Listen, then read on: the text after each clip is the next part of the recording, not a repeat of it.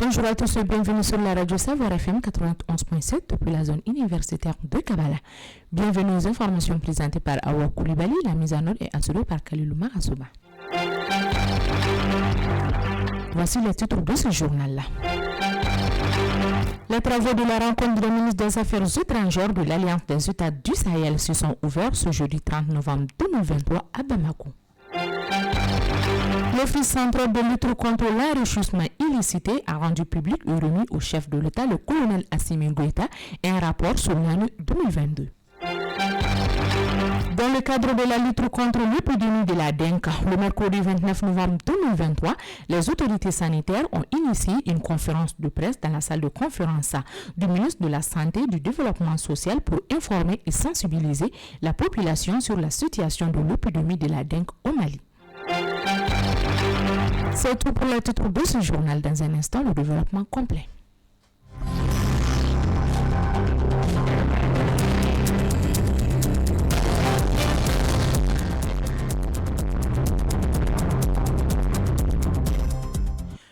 Bienvenue dans cette page d'édition du vendredi 1er décembre 2023, comme annoncé dans le titre. Alliance des États du Sahel, la coordination des actions diplomatiques et de communication était au cœur de la réunion des ministres des Affaires étrangères. Les travaux de la rencontre des ministres des Affaires étrangères de l'Alliance des États du Sahel, AES, se sont ouverts ce jeudi 30 novembre 2023 à Bamako sous la coprésidence des ministres Abdoulaye Diop du Mali, Olivier Ourumba du Burkina Faso et Bakary Yaou Sangari du Niger.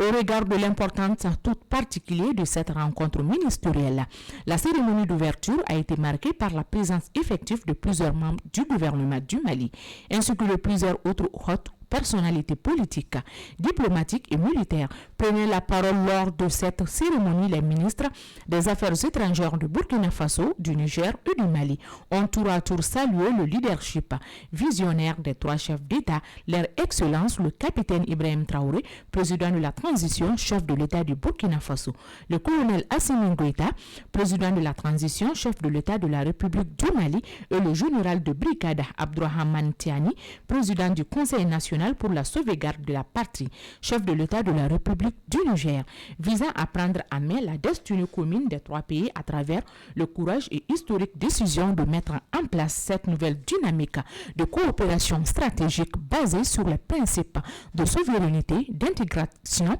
et de solidarité agissante.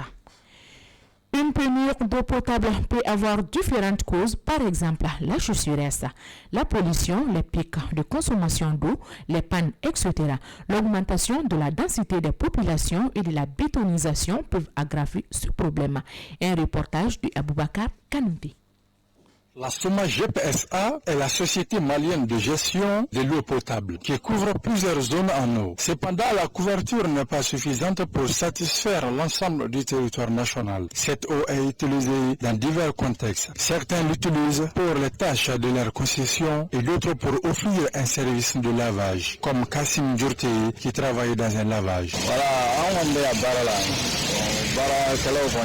Nous travaillons ici dans le lavage automoto. Avec les nombreuses coupures d'eau, généralement les samedis et les dimanches, nous n'arrivons pas à travailler. C'est pendant ces 2 jours aussi que nous travaillons beaucoup, mais qui coïncident malheureusement avec les coupures d'eau. Et quand le problème se pose, le travail s'arrête et cela joue énormément sur notre recette. La distribution et l'assainissement des eaux au Mali fait face à d'importants défis. C'est pourquoi certains préfèrent utiliser des fourrages au lieu de prix tels que Daouda Traoré. Je travaille dans un lavage. Nous travaillons avec l'eau de pluie. Nous nous faisons aider par une machine. Mais pendant la saison sèche, nous rencontrons des problèmes d'eau. Malgré qu'on travaille avec le pluie, nous avons besoin d'électricité pour faire fonctionner la machine. Donc s'il y a de l'estage, le travail s'arrête.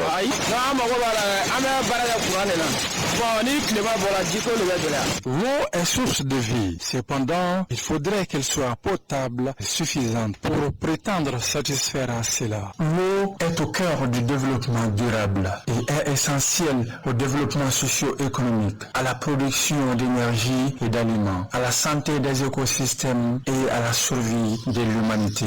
L'eau est également au cœur de l'adaptation au changement climatique, lien crucial entre la société et l'environnement. Selon l'Office central de l'enrichissement illicite, 1077 écoles secondaires privées fonctionnèrent avec des arrêts présumés fausses. L'Office central de lutte contre l'enrichissement illicite a rendu public et remis au chef de l'État, le colonel Assimi Goïta, son rapport sur l'année 2022.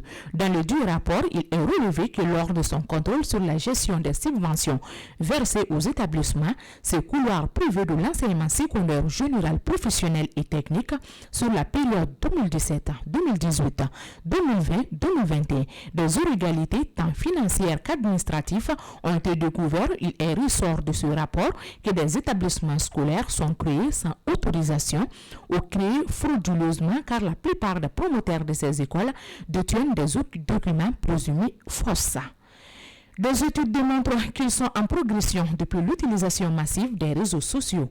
Les symptômes de l'anxiété et la dépression de la solitude sont accentués chez les gens qui passent de 6 à 6 heures par jour sur les médias sociaux. Que pensent les Maliens sur l'utilisation des réseaux sociaux? Au milieu, les éléments de réponse dans ce micro-trottoir réalisé par Fatoumata Diabaté. Je dirais que ça dépend du coup. Il y a de ces couples qui sont vraiment matures et ne partagent qu'une petite partie de notre vie. Et il y a de ces couples aussi, à force de partager leur routine, deviennent des influenceurs.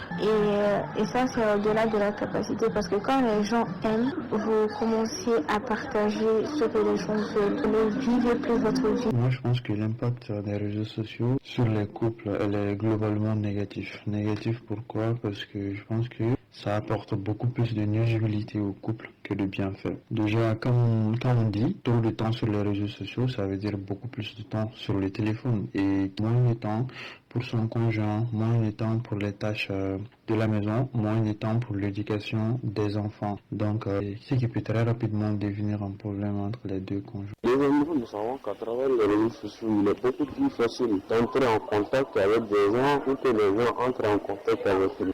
Certaines personnes peuvent être des personnes de bonnes intentions, d'autres font de mauvaises intentions. Il y a des gens que même si on les bloque, ils regardent parfois. Et à travers cela, ça a tendance à créer des envies de toujours surveiller son partenaire. On veut quand même savoir avec qui elle parle, ce qu'elle fait sur les réseaux sociaux. Ça a des impacts sur les couples d'aujourd'hui, franchement parler. Même si je ne suis pas encore mariée, mais je sais que ça a des impacts. Même nous qui ne sommes pas encore parents. Je dirais qu'aujourd'hui, dans la société où nous sommes, il est impossible de totalement se passer des réseaux sociaux, quel que soit le niveau professionnel ou personnel. Nous sommes tous des utilisateurs actifs sur les réseaux, TikTok, Facebook. Donc ces derniers ont certes des intérêts, des points de vue personnels ou professionnels, mais ça a aussi des avantages négatifs sur les couples ou sur nous-mêmes. Lutte contre l'épidémie de la dengue au Mali. Plus de 500 cas ont été enregistrés. Le mercredi 29 novembre 2023, les autorités sanitaires ont initié une conférence de presse dans la salle de conférence du ministère de la Santé et du Développement social pour informer et sensibiliser la population sur la situation de l'épidémie de la dengue au Mali.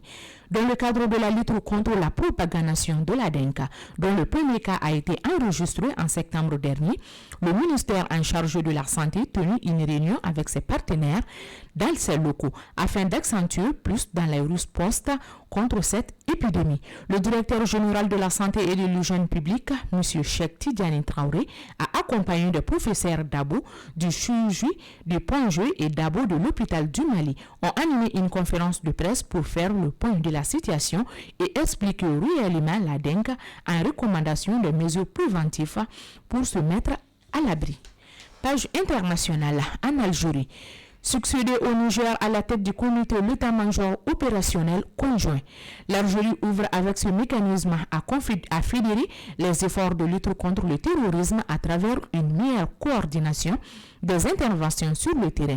L'Algérie succède au Niger à la tête du comité d'état-major opérationnel conjoint. La passation de la présidente tournante du conseil entre les deux pays s'est faite à l'heure de la session extraordinaire du conseil des chefs d'état-major du pays membre qui s'est tenue le mardi 28 novembre en Alger. Une session à laquelle on prépare aux côtés du général d'armée Seda Chamegria, chef d'état-major de l'ANP, le général de brigade Moussa Salahou Barmou, chef d'état général des armées nigériennes et président en exercice du conseil des chefs d'état-major du SINOC, le général de division Oumar Diarra, chef d'état-major général des armées maliennes, le général de brigade Mohamed Ella Cheikh Meni, chef d'état général de l'armée de terre en Mauritanie. Au Burkina Faso, la hiérarchie militaire s'est rendue ce mardi 28 novembre 2023 au chevet des soldats qui ont repoussé dimanche dernier une tentative d'excursion djihadiste dans la ville de Djibo, située dans le nord du pays. Des jours après l'attaque contre le détachement militaire de Djibo, le chef d'état-major général des armées, le général de brigade Célestin Simpouré, est allé encourager les forces combattantes. Je cite: « Je suis venu au nom du président de la transition, chef suprême des armées, pour parler entre nous. Le pays entier n'arrête pas de nous magnifier. Des gens avaient déjà n'arrêté pas vendu Djibo pour eux. Djibo était fini, mais Djibo est là. Les combattants de Djibo sont devenus des héros. Toute la nation vous réclame et est fière de vous aujourd'hui. Nous sommes fiers parce qu'il y a quelque chose d'inédit qui a été fait ici. » Fin de la situation, a indiqué la CMEGA face aux soldats dans une vidéo diffusée sur la télévision nationale. Page sport.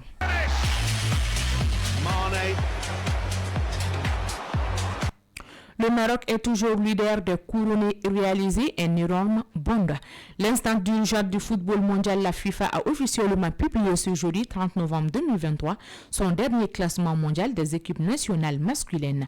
Le dit classement a montré une nette amélioration pour les Comorés qui ont réalisé une progression significative avec 30,88 points, ce qui les a propulsés de 9 places. La progression de Comorés contraste avec la chute de la Gambie qui perd 9 places et se retrouve à la 126e position mondiale. La météo avant de boucler ce journal-là, il fait actuellement 37 degrés Celsius. Le maximum attendu pour le reste de la journée est de 39 degrés Celsius. Le soleil se couchera sur Bamako et ses environs à 18h04. Point final à cette page d'information qui vous a été présentée par Awa Koulibaly. Sa mise en ordre a été assurée par Kalilou Marasova. Merci à vous de l'avoir suivi et bonne suite de programme sur le groupe Savoir Média.